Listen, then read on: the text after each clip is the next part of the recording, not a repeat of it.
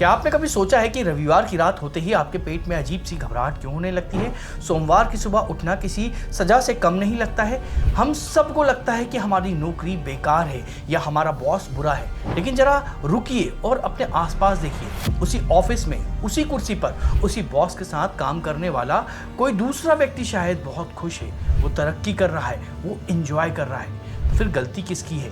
क्या आप कमजोर हैं? क्या आप में टैलेंट की कमी है?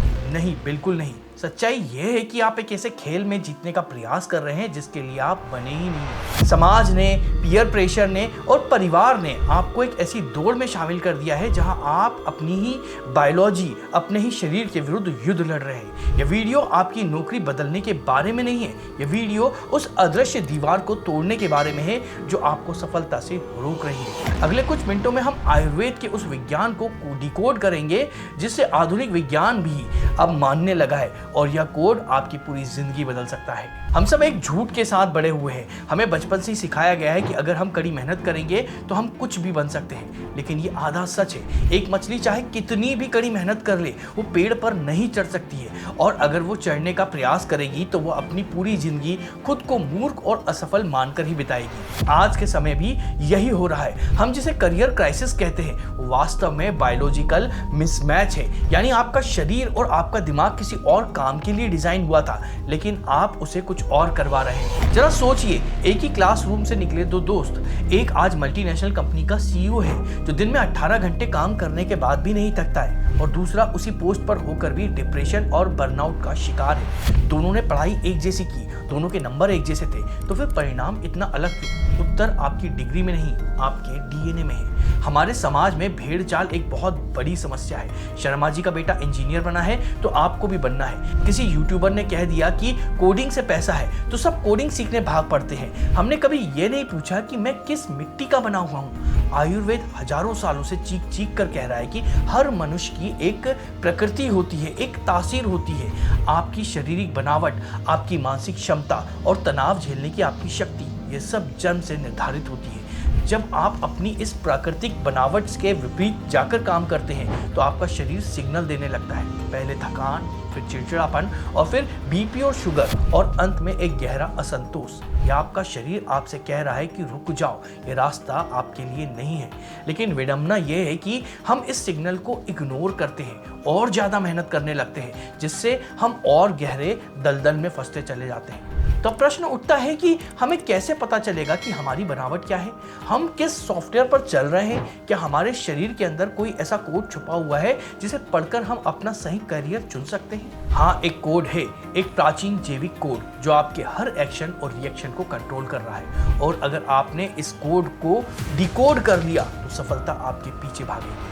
लोग आयुर्वेद को अक्सर पुराने समय के घरेलू नुस्खे या धार्मिक कर्मकांड या फिर जड़ी बूटियों का इलाज मान लेते हैं, परंतु सत्य यह है कि आयुर्वेद जीवन का विज्ञान है। यह कोई जादू नहीं, बल्कि एक अत्यंत विकसित बायोलॉजिकल फ्रेमवर्क है जिसे आज का आधुनिक विज्ञान सिस्टम बायोलॉजी के नाम से जानने लगा है। इस ब्रह्मांड की तरह हमारा शरीर भी 5 महाभूतों से बना है: आकाश, वायु, अग्नि, जल और पृथ्वी। जब ये तत्व हमारे शरीर में मिलते हैं तो ये 3 मुख्य तत्वों का निर्माण करते हैं, जिसे हम दोष कहते हैं। यह दोष वही बायोलॉजिकल सॉफ्टवेयर है जो आपके शरीर और मन को संचालित करते हैं। इन तीनों को समझना अत्यंत आवश्यक है। सबसे पहला है वात। वात आकाश और वायु से बना होता है। इसका काम है गति और संचार। जो लोग हमेशा सक्रिय रहते हैं, जिनके मन में निरंतर नए विचार आते रहते हैं, ये वात प्रधान होते हैं, मतलब उनका शरीर के अंदर वात ज्यादा होता है। दूसरा है पित्त। यह अग्नि और जल का मिश्रण होते हैं। यह ऊर्जा और रूपांतर यानी ट्रांसफॉर्मेशन की, आपकी पाचन शक्ति की, आपकी तीक्ष्ण बुद्धि की और आपके तेज व्यवहार की, ये सब पित्त का ही कार्य होता है।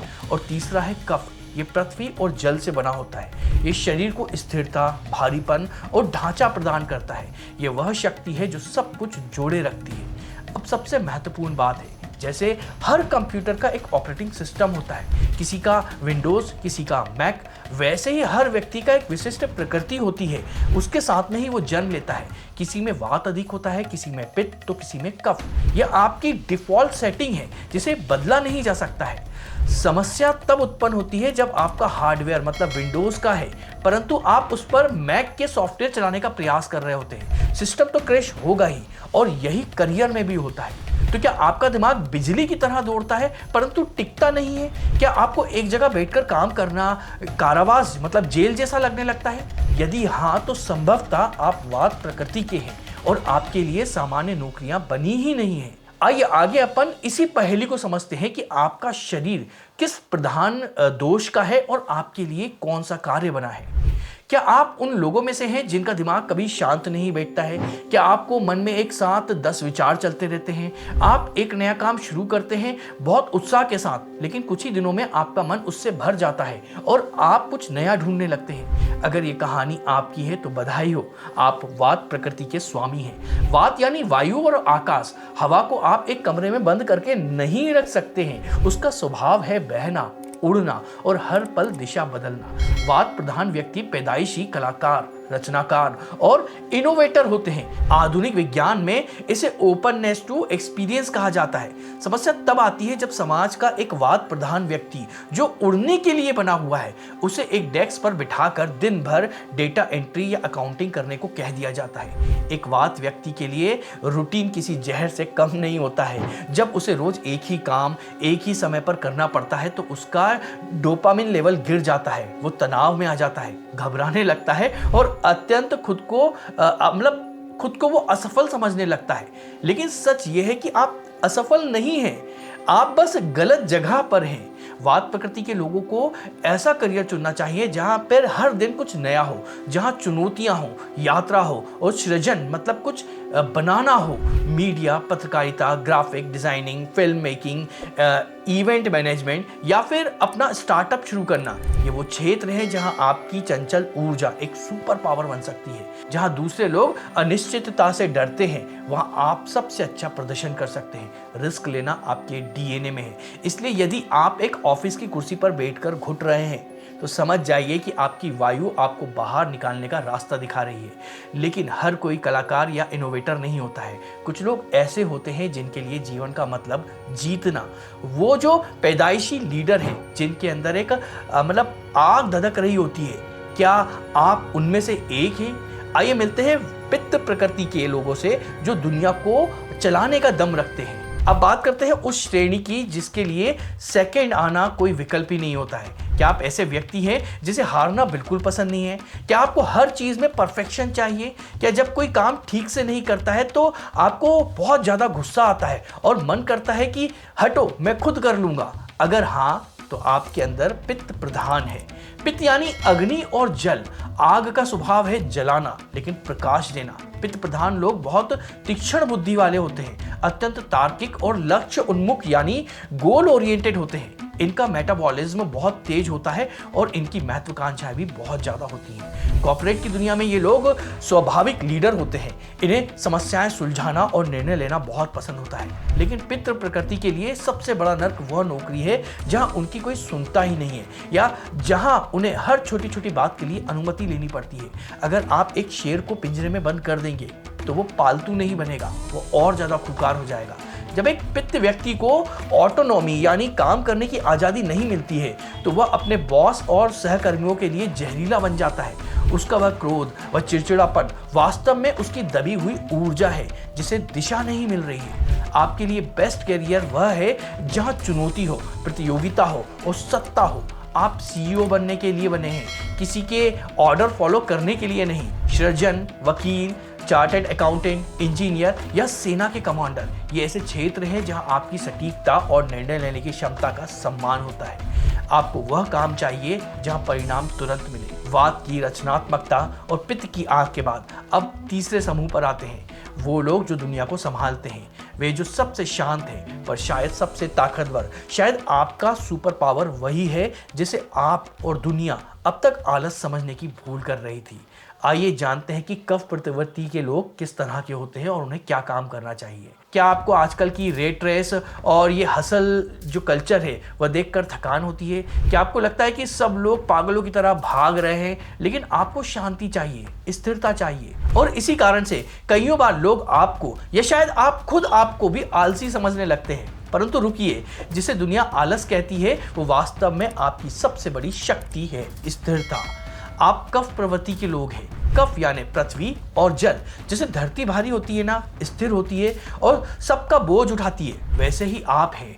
आप वो नींव हैं जिस पर बड़ी बड़ी इमारतें खड़ी होती हैं। कफ प्रकृति के लोगों में अद्भुत धैर्य और सहन शक्ति होती है। इनकी याददाश्त हाथी जैसी होती है, एक बार जो देख लिया उसे भूलते ही नहीं है। ये लंबी रेस के घोड़े होते हैं। लेकिन समस्या तब आती है जब एक कफ प्रधान व्यक्ति को सेल्स या मार्केटिंग या शेयर बाजार जैसी हाई प्रेशर और अस्थिर जगह पर डाल दिया जाता है, जहां हर घंटे लक्ष्य बदल जाते हैं, जहां हर दिन अनिश्चितता रहती है।